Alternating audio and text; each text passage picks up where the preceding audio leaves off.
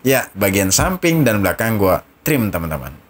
Jadi tujuannya adalah gue kumpulin ke tengah supaya rambut bagian sisi kiri dan sisi kanan sama panjang. Hai, ini nih, kalau Jamet udah pensiun, gaya rambutnya gue yakin kayak gini nih. Nah, simak ya gimana cara gue potongnya. Oke, let's go!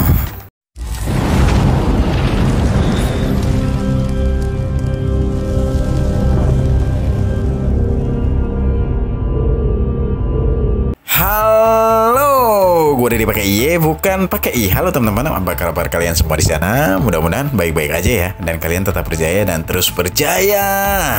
Oke, jadi di video kali ini gue akan motongin rambut yang enggak sih, bukan Jamet. Gue hanya ngada-ngada aja. Ya lo jangan diambil hati ya. Gue cuman ya yang seperti lagi viral baru-baru ini, Jamet. Nah, kalian tahu nggak sih artinya Jamet itu apa? Nih, barusan gue buka Google. Jamet itu artinya jajal metal. Nah, jadi seseorang yang mencoba bergaya metal tapi nggak masuk gitu. Makanya disebut Jamet, atau ada yang disebut juga Jawa metal. Tapi itu hanya sebutan aja ya, tanpa bermaksud merendahkan atau berkonotasi negatif ya. Oke, jadi ya, seperti yang gue bilang tadi, kalau Jamet udah pensiun ya gaya rambutnya kayak gini. Yaitu menurut pendapat gue, lo nggak usah terlalu diambil pusing ya. Oke, kayak gimana cara gue potongnya? Langsung aja, langkah-langkahnya gue ceritain. Jadi pertama tadi gue basahin dulu rambut bagian atas, terus gue section teman-teman. Gue section, gue pisahin rambut bagian atas dan rambut bagian bawah. Kalian bisa perhatikan di situ. Lanjut, gua pakai teknik clipper overcomb. Nah, jadi yang spesial di potongan rambut kali ini, gua full pakai teknik clipper overcomb teman-teman, untuk di bagian samping dan belakang. Jadi gua nggak pakai guard ya kali ini ya, gua hanya pakai teknik clipper overcomb. Kenapa sih gua pakai teknik clipper overcomb? Karena customer gua kali ini karakter rambutnya yang kalau kependekan itu mekar. Jadi jenis rambutnya itu yang kaku dan batangnya besar-besar. Nah, kalau motongnya nanggung, bagian sampingnya itu gampang mekar. Nah, jadi gua putuskan untuk tidak buat terlalu pendek di bagian samping dan belakangnya. Ada solusi lain, pendek sekalian, atau ya sedang, jangan terlalu nanggung. Kalau nanggung ya mekar dan akan susah nanti waktu stylingnya. Nah, jadi kayak gitu teman-teman. Untuk di bagian samping dan belakang gue pakai teknik clipper overcomb ya. Tipsnya untuk teknik ini, kontrol itu ada di sisir teman-teman. Jadi kontrol ada di sisir, sedangkan clippernya hanya bertugas untuk memotong. Jadi sisir ngontrol seberapa panjang sih lo mau potongnya, atau seberapa pendek, dan ya udah tinggal dimainin sisirnya. Terus baseline, jadi gue mulai dulu pakai teknik sih. Jadi gue buat baseline dulu, garis rata gitu. Itu sebagai patokan, dimana nanti ya disitulah batas ketebalannya. Artinya bagian samping dan belakang gue buat nggak terlalu tipis, atau bisa disebut juga trim ya. Oke, mudah-mudahan kalian paham ya apa yang gue maksud. Kalau nggak paham, tuliskan aja sih pertanyaan kalian di kolom komentar, ya nggak sih? Dan ngomong-ngomong, terima kasih banyak sudah menyimak video ini sampai di sini. Nah, buat teman-teman yang baru gabung nih di video ini atau di channel gue, thank you banget ya udah mampir, udah bersedia nonton sampai di sini. Dan seperti biasa, gue tidak perlu mengingatkan kepada kalian untuk mengetik tombol like dan subscribe. Ya, kenapa? Karena gue yakin kalian ya udah sih, ketik aja like sama subscribe, ngapain perlu diinget-ingetin? Ya enggak? Oke, makasih buat teman-teman juga yang selalu setia nonton video-video gue. Makasih banyak gue ucapin. Dan lanjut di bagian sisi yang lainnya. Jadi tadi gue mulai dari sisi sebelah kanan, terus sekarang lanjut di sisi sebelah kiri. Oke, masih pakai teknik clipper overcomb. Pokoknya tadi ya, kontrolnya ada di sisir. Apa ya? Yang posisi tubuh juga, body position kalian harus pakai kuda-kuda yang tepat supaya apa? Supaya waktu pegang sisirnya itu nggak lari-lari, teman-teman. Jadi ya udah, kalau kalian mau niru cara gua, kalian bisa perhatikan cara gua pegang sisirnya. Nah, kayak gitu gua jepit pakai telunjuk dan ibu jari atau pakai jempol. Ya udah, jadi gue gampang untuk puter-puter ke arah berlawanan sisirnya. Ya kalau mau ngikutin cara gue yang belum tentu cara gue ini cara yang terbaik atau terbenar, ya setidaknya inilah loh yang gue lakukan. Ya nggak sih? Jadi ya bagian samping dan belakang gue trim, teman-teman. Oke. Setelah itu apa ya? Ya pokoknya usahakan walaupun gak gradasi, tapi di situ ada layering, graduation atau tingkatan yang halus, bukan patah-patah. Jadi semakin ke atas semakin panjang, atau kebalikannya semakin ke bawah semakin pendek. Kayak gitu ya. Makanya kontrolnya ada di sisirnya. Seberapa panjang sih gua pengen potong, atau seberapa pendek sih gua pengen potongnya. Sesimpel itu, oke? Dan ngomong-ngomong soal jamet tadi, memang lagi rame lah ya di TikTok, di YouTube juga.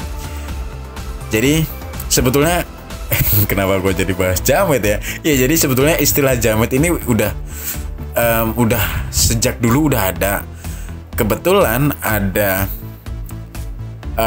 jamet yang suka goyang dinding pang dinding itu, disitulah mulai jamet itu entah mulai dari siapa, kenapa itu disebut jamet, ya udahlah. Pokoknya nanti judulnya judul videonya gaya rambut jamet udah pensiun. Tapi kalau kalian pengen tahu nama gaya rambut sesungguhnya adalah natural flow ya teman-teman ya.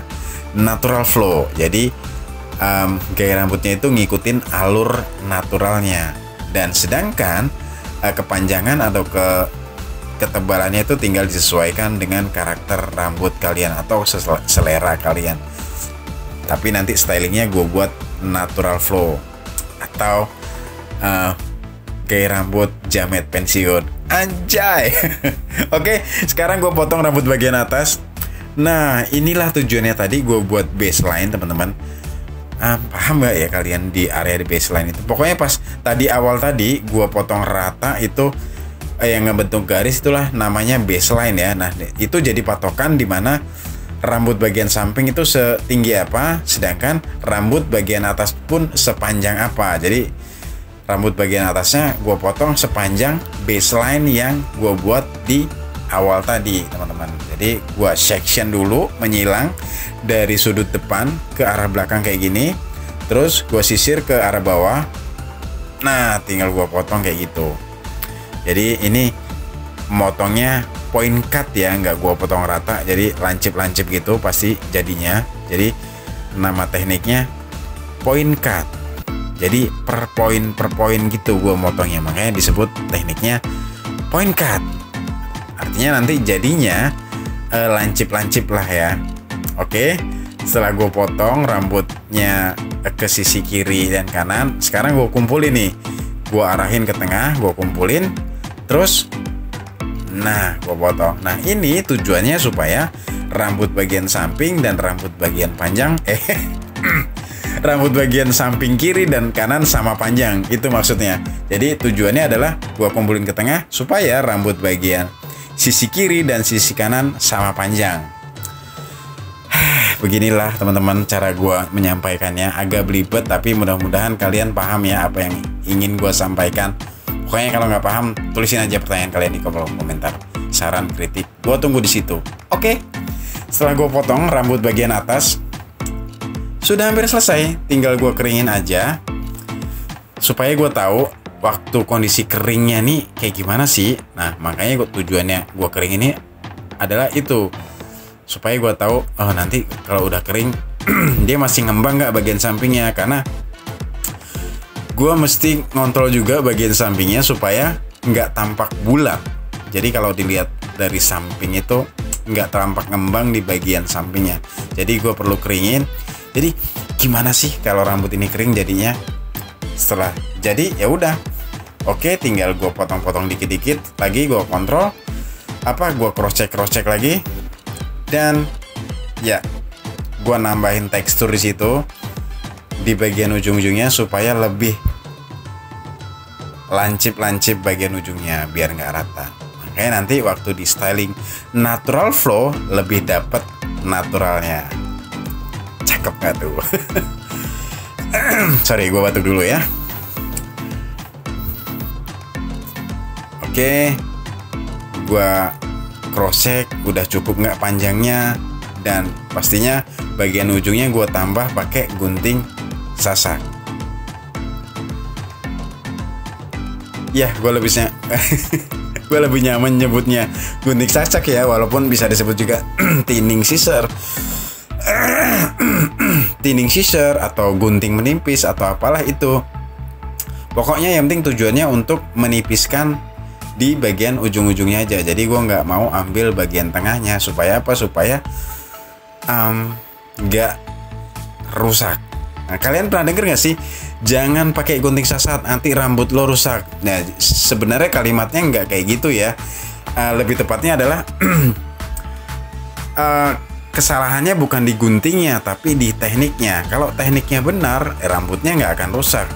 Rambutnya nggak akan rusak itu dalam artian gaya rambutnya, bukan kesehatan rambutnya ya teman-teman ya. Jadi kalau tekniknya salah pengambilannya, ya gaya rambutnya akan rusak secara gayanya, karena ya apa ya, motongnya kan jadi berantakan kalau tekniknya salah. Makanya teman-teman yang tukang cukur nih, guntingnya hanya di bagian ujung atau sedikit ke arah tengahnya aja ya. Kalau pakai gunting menipis itu saran dari gua, tapi ya udah. Itu tips dari gua, dan gua harap apa ya, dan apa sih ya, itu pokoknya biar nggak rusak ya. Gimana, bingung gua.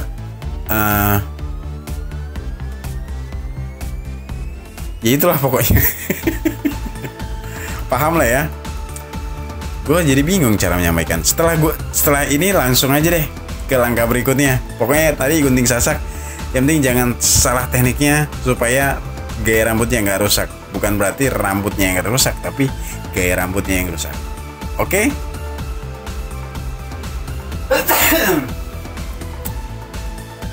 Sudah selesai gue potongnya, dan sekarang tinggal di styling. Udah, stylingnya tinggal gue buat natural flow atau alurnya ngikutin natural alur alaminya. Oke? Udahlah, sampai di sini aja. Gue Dedi pakai IE, bukan pakai I, pamit. Sampai jumpa di video-video gue selanjutnya. Gue tunggu pertanyaan kalian di kolom komentar.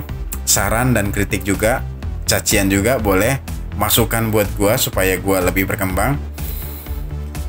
Dan pamit ya. Sampai jumpa di video gue selanjutnya. Gue sudah mulai belibet ngomongnya. Mohon maaf kalau memang ada kata-kata gue yang salah dan nggak jelas. Ya maafin lah. Kalau nggak lucu juga maafin ya. Memang tujuannya bukan lucu. Semoga bermanfaat apa yang gue share ini. Terima kasih dan bye.